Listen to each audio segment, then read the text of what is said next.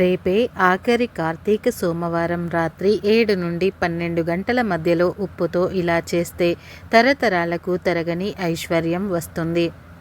కార్తీక సోమవారం రాత్రి ఉప్పుతో ఇలా చేయటం వలన మీ ధన ద్వారాలు తెరుచుకుంటాయి. మీకు కూడా కష్టాలు పోతాయి. ప్రతి ఒక్కరూ సుఖ సంతోషాలతో ఉండాలని కోరుకుంటూ ఉంటారు. తల్లిదండ్రులు, అన్నదమ్ములు, అక్కా చెల్లెలు, భార్య పిల్లలు ఇలా ఓ చక్కటి కుటుంబంతో ప్రశాంతమైన జీవితాన్ని గడపాలని కోరుకుంటారు. అంతా బాగానే ఉంది అనుకునే సమయానికి ఏదో ఒక గొడవ వచ్చి పడుతుంది. అప్పటి వరకు సంతోషంగా ఉన్నవారంతా ఒక్కసారిగా ఆనందాన్ని కోల్పోతారు. ఆ కారణంగానే ఇంట్లో గొడవలు, తీవ్రమైన ఒత్తిడితో కొంతమంది సతమతమైపోతూ ఉంటారు. ఎంత వెతికినా దీనికి కారణం కనిపించదు. దీంతో కుటుంబ సభ్యుల మధ్య అపార్థాలు చోటు చేసుకుంటాయి. ఎంత సంపాదన ఉన్నా ధనానికి మించి ఖర్చులు పెరిగిపోతాయి. ప్రశాంతంగా ఉందామన్నా ఉండలేరు. అయితే దీనికి నెగటివ్ ఎనర్జీ కారణమని పండితులు అంటూ ఉన్నారు. దీని ప్రభావం కుటుంబంలోని సభ్యులందరిపైన ఉంటుంది. ప్రతికూల శక్తుల ప్రభావంతో ఇంట్లోని మనస్సు అంతే కరువవుతుంది. అయితే ఇటువంటి నెగటివ్ ఎనర్జీని తొలగించుకోవడానికి ఒక సింపుల్ ట్రిక్ ఉంది. ఈ సింపుల్ ట్రిక్ పాటిస్తే మీ ఇంట్లో ఉన్న ప్రతికూల శక్తిని పారిపోతాయి. సాధారణంగా ఇంట్లోని చిన్నపిల్లలకు కానీ, పెళ్ళైన కొత్త జంటలకు కానీ దిష్టి తగులుతుంది. అంతేకాదు ఇంట్లోకి అయితే కొత్త వస్తువులు వచ్చినా దిష్టి తీస్తూ ఉంటారు. దిష్టి తీయటంలో ముఖ్యంగా ఉపయోగించే వస్తువు ఉప్పు. అలాగే ఇంట్లోని నెగటివ్ ఎనర్జీని దూరం చేసుకోవటంలో కూడా ఉప్పు బాగా ఉపయోగపడుతుందని అందరూ చెబుతూ ఉంటారు. ఇంట్లో నెగటివ్ ఎనర్జీ ఉండడం వల్ల వచ్చే నష్టాలు, ప్రమాదాలు అంతా ఇంతా కావు. ఇంట్లో దరిద్రం తాండవించడం, మానసిక అశాంతి, గొడవలు, అదృష్టం కలిసి రాకపోవడం ఇలాంటివన్నీ కూడా చూసే ఉంటారు. ఈ పరిస్థితులను తరచుగా అనేక విధాలుగా జీవితాన్ని ప్రభావితం చేస్తాయి. మన చుట్టూ ఉన్న ప్రతికూల పరిస్థితులను తొలగించుకోవడానికి ఉప్పు బాగా హెల్ప్ చేస్తుంది. మన జీవితం మారడానికి ఉప్పు ఎంతగానో సహాయం చేస్తుంది. ఉప్పుకు డబ్బుకు సంబంధం ఉందని పండితులు కూడా చెబుతున్నారు. సాధారణంగా అందరి ఇళ్లలో ఉప్పు ఉండడం సహజం. ఉప్పు ఎక్కువైతే ముప్పు అంటూ ఉంటారు. కానీ ఈ ఉప్పు వల్ల చాలా ప్రయోజనాలు ఉన్నాయి. ఉప్పుతో మన ఇంట్లోని నెగటివ్ ఎనర్జీని సైతం తరిమి కొట్టవచ్చు. ఈ భూమండలంలో ఉండే సముద్రాలన్నీ ఉప్పు నీటి సమూహాలే. అలా సముద్రాల వల్ల వచ్చే ఉప్పును మనం రుచికి మాత్రమే ఉపయోగిస్తున్నాం. కానీ లక్ష్మి అమ్మవారికి ఉప్పుతో పూజ చేయటం వల్ల స్థిరలక్ష్మి ఉంటుంది. ఎందుకంటే లక్ష్మీదేవికి సముద్రంతో అవినాభావ సంబంధం ఉంది. లక్ష్మి అమ్మవారు సముద్రం నుంచి ఉద్భవించడమే దీనికి కారణం. అంతేకాదు సముద్రంలో లభించే అన్నిటిపై అమ్మవారి అనుగ్రహం ఉంటుంది. ఉదాహరణకు శంఖము, ముత్యము, తాబేలు ఇవన్నీ లక్ష్మికి ప్రీతికరమైనవి. ఈ ఉప్పు కూడా లక్ష్మి ప్రీతిగానే ఉంటుంది. ఉప్పును లక్ష్మీదేవి స్వరూపంగా భావిస్తారు. అందువల్ల ఉప్పును ఎవరికి దానం చేయకూడదని మన పెద్దలు చెప్తూ ఉంటారు. అలాగే సాయంత్రం వేళల్లో కూడా ఉప్పును ఇంటి నుండి బయటకు తీసుకుని వెళ్ళకూడదు. ఇలా చేయటం వల్ల మనమే స్వయంగా లక్ష్మీదేవిని ఇంటి నుండి బయటకు పంపించినట్లుగా అవుతుంది. లక్ష్మీదేవికి ఇష్టమైన ఉప్పును మనం ఇంటిలో చాలా జాగ్రత్తగా చూసుకోవాలి. ఉప్పు వేసే డబ్బాను మీ చేతితో ఇంకొకరికి ఇవ్వకూడదు. ఇలా చేస్తే గొడవలు జరుగుతాయి అని అంటూ ఉంటారు. ఎప్పుడైనా సరే ఇంట్లో వారికి ఉప్పు ఇచ్చేటప్పుడు ఉప్పు డబ్బాని లేదా గిన్నెను కింద పెట్టి వారిని తీసుకోమని చెప్పండి. అలాగే ఉప్పును చెయ్యి జారినివ్వకూడదు. కూరల్లో వేసే ఉప్పు కూడా చాలా జాగ్రత్తగా వేయాలి. కొంతమంది కూరల్లో ఉప్పు, కారాలు వేస్తే స్టవ్ చుట్టూ కూడా పడతాయి. అలా వేయకూడదు. కూర గిన్నెలోనే చక్కగా వేయాలి. ఉప్పు వేసిన డబ్బాను పొరపాటున కూడా కాలితో తన్నకూడదు. ఉప్పును తొక్కటం కూడా అశుభమే. మీరు ఇంట్లో ఉండే ఉప్పును చాలా పవిత్రంగా భావించాలి.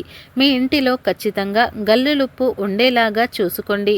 సాల్ట్ ఉండాలి, గల్లులుప్పు కూడా ఉండాలి. ఇంకా మీరు వారానికి ఒకసారి సాల్ట్ లేదా గల్లెలుప్పు అంటే మీరు వంటకు ఏ ఉప్పును ఉపయోగిస్తే అది ఎండలో పెట్టి వంటలలో ఉపయోగిస్తే వంట రుచి కూడా పెరుగుతుంది.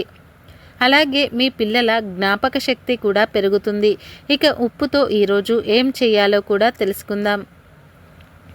ఇక వీడియోలోకి వస్తే ఉప్పు నెగటివ్ ఎనర్జీని లాగేసుకుంటుందని మన అందరికీ తెలుసు. అయితే ఉప్పుతో ఏ పరిహారం చేసినా అది రాత్రి సమయంలోనే చేయాలి.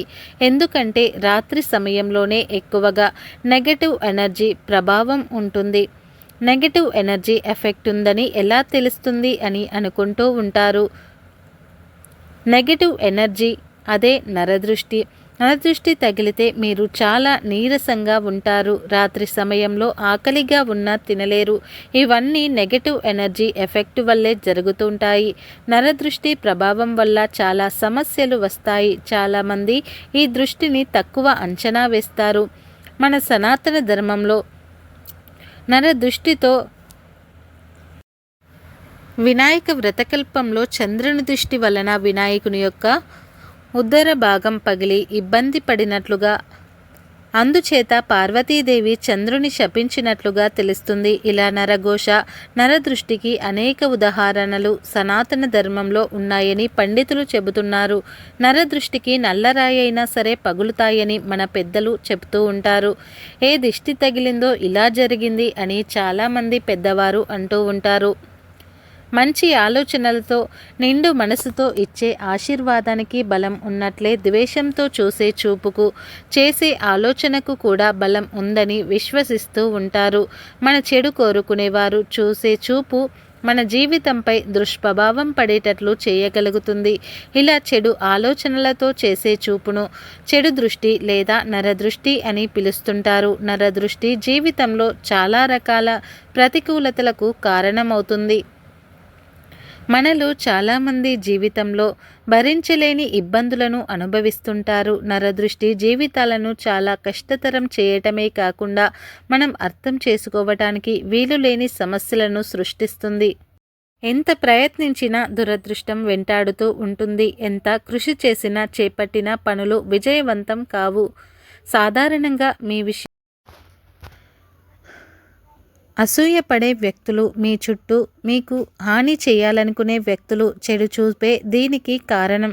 నరదృష్టి తగిలిన వ్యక్తులు ఏ పని మొదలుపెట్టినా సరే ఆటంకాలు ఎదురవుతూ ఉంటాయి. అనుకున్న పని ఏది పూర్తి కాదు. ఇంకా చెప్పాలంటే దిష్టి తగిలిన వ్యక్తి తరచూ అనారోగ్య సమస్యలకు గురి అవుతూ ఉంటాడు. ప్రశాంతంగా ఉండలేకపోవటం, నిద్ర పట్టకపోవటం, అనవసరంగా గాబరా పడటం, ఏ పని మీద మనసు లగ్నం చేయలేకపోవటం, విపరీతమైన కోపము, అతిగా ఆలోచించడం, తగినంత విశ్రాంతి తీసుకున్న నిస్సత్తువగా ఉండటం, ఆర్థిక సమస్యలతో సతమతమైపోవటం వంటివి కూడా దిష్టి తగిలిందని చెప్పే సంకేతాలు. సాధారణంగా ఎవరి ఇంట్లో అయినా సరే నెగటివ్ ఎనర్జీ ఉండడం కామన్. నెగటివ్ ఎనర్జీ కారణంగా కొన్ని తిప్పలు తప్పవు. ఇంట్లో నెగటివ్ ఎనర్జీ ఉంటే గొడవలు, మనస్పర్ధలు, చికాకులు, డబ్బు రకమైన ఇబ్బందులు నెలకొంటూ ఉంటాయి. ఒక సమస్య తీరిపోయింది అనుకునేలోగా మరొక సమస్య కలిగి ఇబ్బంది పెడుతూనే ఉంటుంది. ఇలా జరగడానికి కారణం నరదృష్టి అని కొందరు భావిస్తే, మరికొందరేమో తలరాత అని కూడా నిరాశ వ్యక్తం చేస్తూ ఉంటారు. కొంతమంది ఎంత సంపాదించినా కూడా తమ వద్ద పైసా మిగలలేదని బాధపడిపోతూ ఉంటారు. మీపై ఎలాంటి నెగటివ్ ఎనర్జీ ఉన్నా లేదా మీ ఇంటిపై ఎలాంటి నెగటివ్ ఎనర్జీ ఉన్నా అది పోవాలంటే ఈరోజు రాత్రి 7 గంటల నుండి 12 గంటల మధ్యలో ఉప్పుతో ఈ చిన్న పని చేయండి.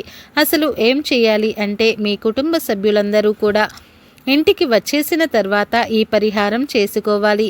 ఈ పరిహారం చేశాక మళ్ళీ బయటకు వెళ్ళకూడదు. ఒకవేళ మీకు వాష్రూమ్స్ ఇంటి బయటనే ఉంటాయి అంటే ఈ పరిహారం మీరు నిద్రపోయే ముందు చేయండి. ఈ పరిహారానికి ఒక వైట్ పేపర్ కావాలి. ఆ వైట్ పేపర్ను సగానికి చింపి మీ గుమ్మం బయట 2 వైపులా కూడా పెట్టాలి. తర్వాత ఆ పేపర్పై మీ గుప్పెళ్ళతో ఉప్పు వేయండి, కొంచెం పసుపు కుంకుమ వేయండి. పసుపు కుంకుమ వేసేటప్పుడు మీ సంకల్పం చెప్పుకోండి. మీరు ఎందుకోసం ఈ పరిహారం చేస్తున్నారో కారణం చెప్పుకోండి. మీరు ఒకవేళ ఆర్థిక సమస్యలు తీరాలని చేస్తే మా ఆర్థిక సమస్యలన్నీ కూడా పోవాలి అని సంకల్పం చెప్పుకోండి. అలా కాకుండా నెగటివ్ ఎనర్జీ పోవాలని చేస్తే మా ఇంటిపై, మా ఇంటి వారిపై ఉన్న నెగటివ్ ఎనర్జీ ప్రభావం అంతా కూడా తొలగిపోవాలని చెప్పుకోవాలి. మీకు ఏ సమస్య ఉంటే ఆ సమస్య తీరిపోవాలని చెప్పుకోండి. ఇలా వీటిని గుమ్మం బయట ఒక పక్కకు పెట్టుకొని తలుపులు వేసేయండి. ఇలా చేస్తే మీ ఇంటిలో ఉన్న నెగటివ్ ఎనర్జీని ఉప్పు లాగేసుకుంటుంది.